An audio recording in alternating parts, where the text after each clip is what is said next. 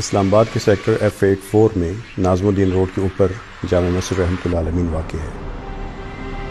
پاکستان بھر میں بہت سی مساجد ہیں، لیکن ہم سب کی خواہش تھی کوئی ایک ایسی مسجد ہو جس میں رسول اللہ صلی اللہ علیہ وسلم کی مسجد کی جھلکیاں نظر آتی ہوں۔ یہ مسجد قائم ہوئی اور اب تک یہاں پر 22 شعبے کم از کم کر رہے ہیں۔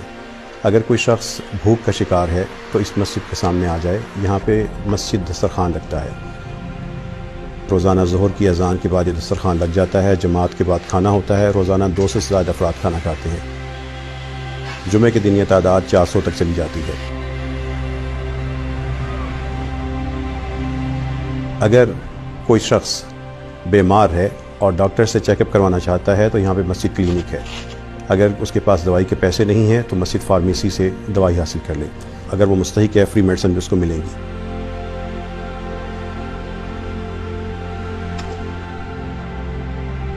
اگر وہ تھکا ہوا ہے تو یہاں پہ مسجد آرام گاہ موجود ہے۔ اگر وہ اپنے بچوں کی شادی کے حوالے سے پریشان ہے، باعزت طریقے سے ان کو رخصت کرنا چاہتا ہے یا ان کا نکاح کرنا چاہتا ہے، وہ پریشان نہ ہو، مسجد رحمۃ اللہ العالمین میں مسجد میرج ہال قائم ہے۔ یہاں پہ اس کو شادی کے تمام لوازمات مہیا کر دیے جاتے ہیں۔ اگر وہ صاحب حیثیت ہے تو کھانا خود پکوا لے، اگر وہ کھانا بھی نہیں پکوا سکتا نکاح کے لیے یا رخصتی کے لیے تو مسجد رحمۃ اللہ العالمین کے نمازی قافلہ رحمت ہے، وہ کھانا اس کو پکوا دیں گے۔ مسجد رحمۃ اللہ العالمین کا مسجد میرج ہال محبت ہی محبت ہے۔ جو دلہا اور دلہن یہاں سے رخصت ہوتے ہیں ان کو مسجد رحمۃ اللہ العالمین کی طرف سے تحفہ ملتا ہے، کبھی سوٹوں کی شکل میں ہوتا ہے، کبھی کیش کی شکل میں ہوتا ہے، کبھی اور چیزوں کی شکل میں ہوتا ہے۔ یتیم بیٹیوں کے لیے یہاں سے پورا پیکج ہوتا ہے، بیوہ ماں کی بیٹیوں کے لیے اسی طرح پورا پیکج ہوتا ہے۔ یہ تحفے اسلام آباد کے شہریوں کی طرف سے ہوتے ہیں۔ اسلام آباد کے شہری جامع مسجد رحمۃ اللہ العالمین کے ساتھ مل کر ایک شاندار تاریخ رقم کر رہے ہیں۔ ہمارے سماجی رویے اسلام کی تعلیمات کے یا تو مطابق نہیں ہیں یا اس کے بالکل برعکس اور متضاد ہیں۔ ان میں سے ایک چیز جہیز ہے۔ یہ وہ ناسور ہے جس کی وجہ سے ہزاروں بیٹیوں کی شادیاں نہیں ہو سکتی، وہ بوڑھی ہو جاتی ہیں، لاکھوں گھر اجڑتے ہیں۔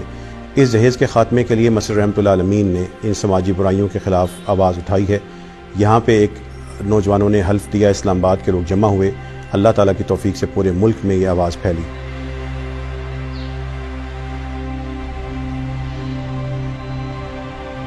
ایک شاندار شعبہ جو اس مسجد میں قائم ہے وہ ہے مسجد بیت المال۔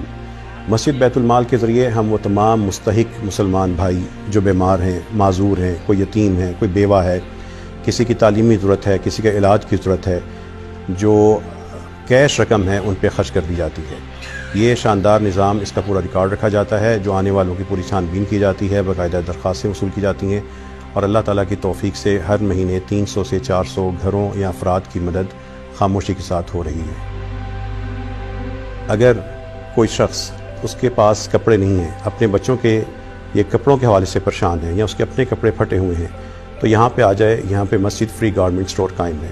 اگر اس کے پاس جوتے نہیں ہیں اور وہ پرانے جوتوں میں گزارا کر رہا ہے، اس کے بچوں کے پاس اسکول کے شوز نہیں ہیں، وہ پریشان نہ ہو، وہ ہمارا مستحق بھائی ہے، مسجد رحمۃ اللہ العالمین میں آئے۔ یہاں پہ مسجد فری شوز سٹور قائم ہے، یہاں سے آ کے جوتے حاصل کر لیں۔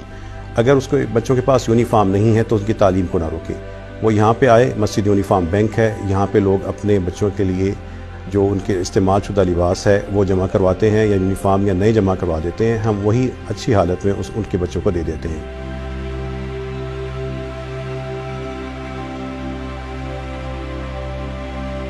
جو یہاں پہ آنے والا شعبے دیکھتا ہے تو وہ سوچتا ہے کہ یہ سارا کچھ کیسے ہو رہا ہے۔